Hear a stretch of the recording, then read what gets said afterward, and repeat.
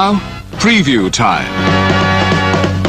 So let's take a look at what's coming your way.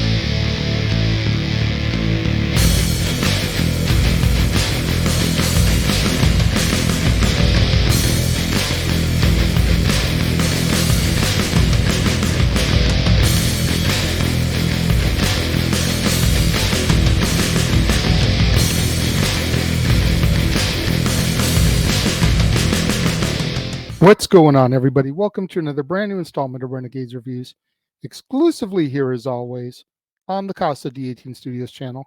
I, of course, am your host, the Renegade JJ Williams, and tonight we're going to be discussing Demolition Man, starring Sylvester Stallone, Wesley Snipes, Sandra Bullock, Nigel Hawthorne, Benjamin Bratt, Dennis Leary, Bill Cobbs, Glenn Shaddix, Troy Evans, Rob Schneider, and Jesse Ventura.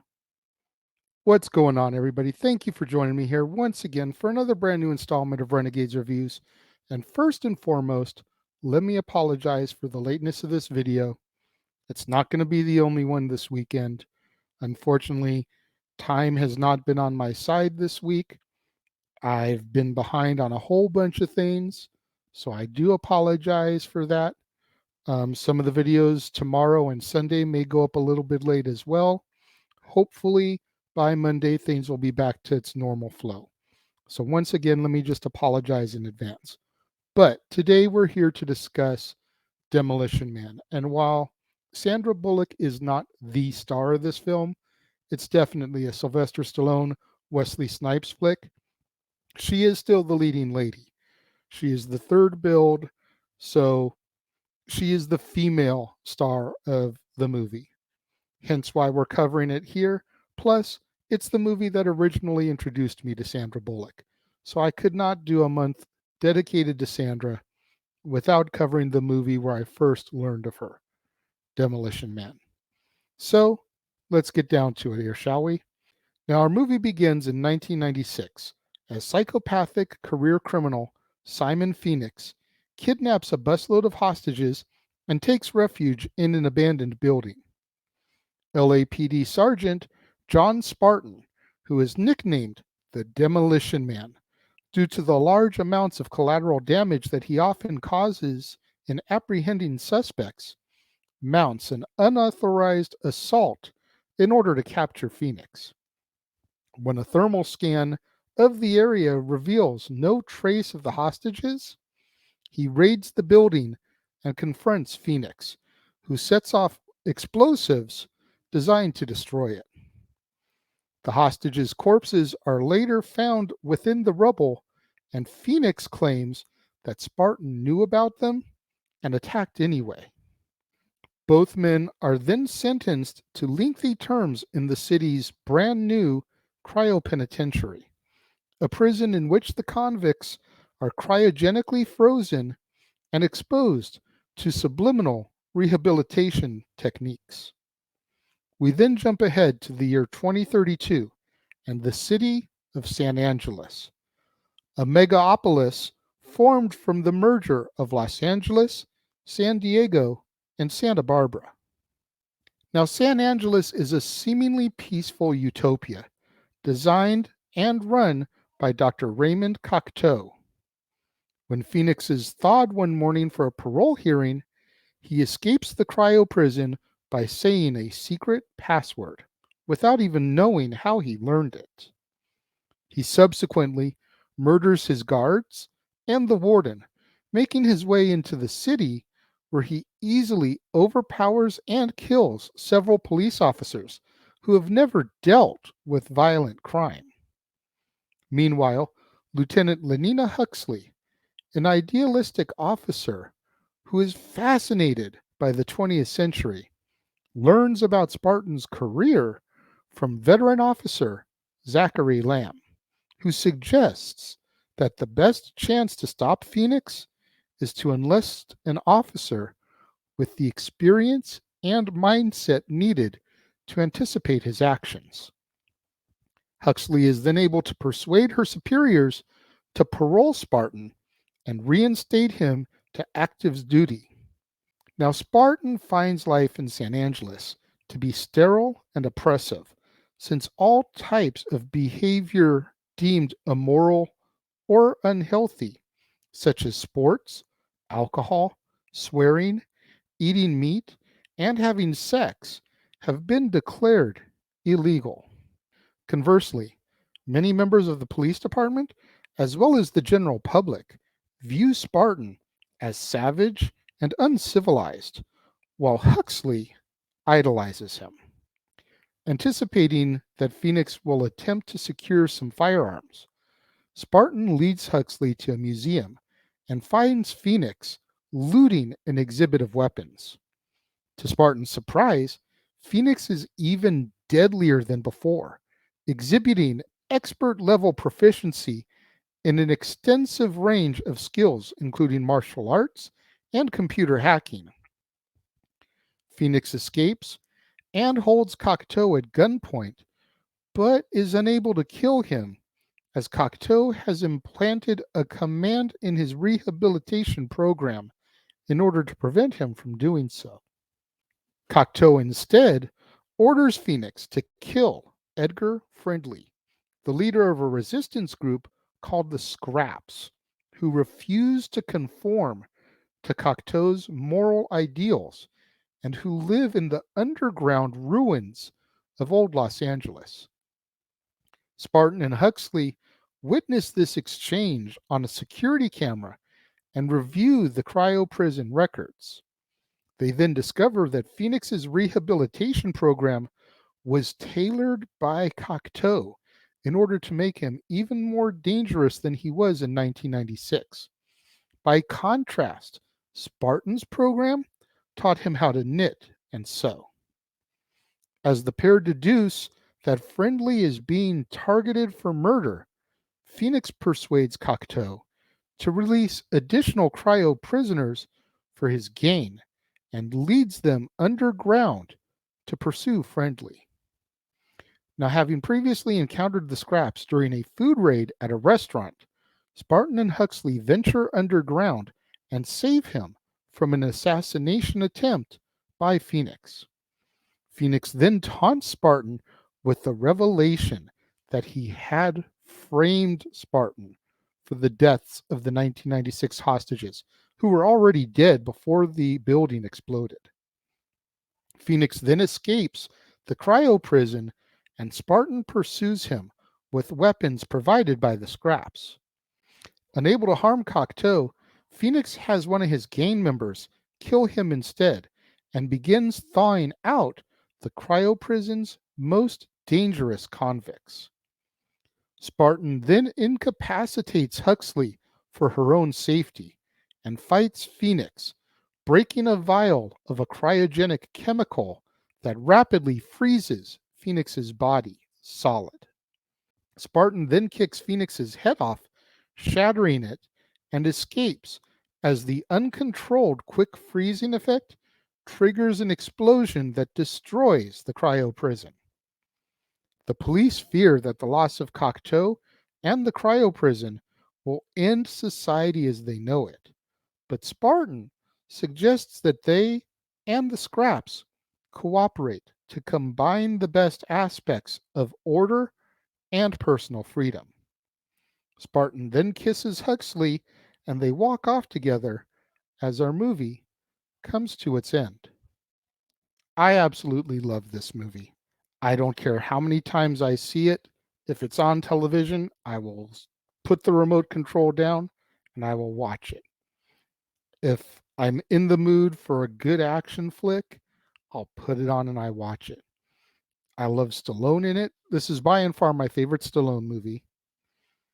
This is definitely one of my all-time favorite Wesley Snipes movies. This is the movie, as I said, where I was introduced originally to Sandra Bullock. Then you've got Benjamin Bratt as another one of the police officers. You got Rob Schneider working for the San Angeles Police Department as a receptionist type position. You've got Dennis Leary as the leader of the Scraps. You've got such a great cast. Jesse Ventura portrays one of the guys that Simon Phoenix has thought out to be part of his gang.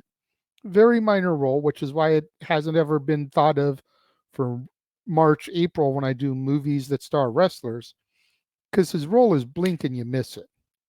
It really is. But he's in it too. It's just an all-around fun movie. And when you think about the fact that it takes place in 2032, we're 10 years from that. Like, there's a lot of things in this movie that didn't happen, but that theoretically could still be our future if we want it. And there's a lot of good things about 2032 within that movie. There's some things that are bad, kind of with Spartan on that about the swearing and the red meat and the sex and everything. Like, there definitely needs to be a middle ground reached, but there's a lot of positives about the world of 2032 San Angeles as well. The crime is way down. There's anti-graffiti systems. People that have done bad are taught how to do good for society so that when they do get released, they can be productive members instead of career criminals. There's so much good in this movie. I adore it. So it should come as no surprise that when it comes to my rating for this film, this movie gets 5 out of 5 stars for me. Again, I love it. I adore it. I think it's just an all-around fun, good movie. What do you guys think of it? Let me know. If you're watching the premiere, leave your thoughts and comments over here. If you're watching on demand later in the day, leave your thoughts and comments down here. Let's have that conversation, that discussion, that debate, all that stuff in the comments down below. And again, I apologize for the tardiness, but that doesn't mean that I don't want to discuss Demolition Man with you guys. And make sure you guys tune in tomorrow, right here on the Casa D18 Studios channel, as well as over on the Jeff Meacham Network and across the Jeff Meacham Network multiverse of media, as we present our coverage of Crown Jewel. That's right, the WWE is playing a dirty trick on us, making us begin our pre-show at 8 o'clock Pacific, 11 o'clock Eastern. The actual show begins at 9 o'clock Pacific, noon Eastern. Myself and Noah Foster will be providing the commentary. We'll have reactions, predictions, etc., all over the course of WWE's PLE Crown Jewel. And that's not all, because later that afternoon, right back here on the Casa D18 Studios channel, will be another brand new edition of Renegades Reviews. And it's new release Saturday. Tomorrow is supposed to be Black Adam. However, I have not had the time nor the money to get to the local cinema and see that yet. So I'm going to push it back a week. Instead, tomorrow I'm going to do the new release Saturday film that was originally scheduled for November 19th, as it just dropped today on the Roku channel. And I'm going to cover Daniel Radcliffe as Weird Al Yankovic in Weird, the Al Yankovic story. So you're going to definitely want to make sure that you tune in for that tomorrow. And then tomorrow night, once again here on the Casa D18 Studios channel, once again on the Jeff Meacham Network and across the Jeff Meacham Network multiverse of media, it'll be time, as always, on Saturday evenings for open mic night. Myself, Noah Foster, and whoever else decides to come in to the club, step up to the microphone, will give their thoughts on the week in professional wrestling. You're not going to want to miss out on any of that content or coverage right here on the Casa D18 Studios channel, on the Jeff Meacham Network, across the Jeff Meacham Network multiverse of media, Crown Jewel coverage, Weird the Al Yankovic story for new release Saturday, open mic night, and so much more good stuff coming this month. You've seen the trailers, you know what's in store.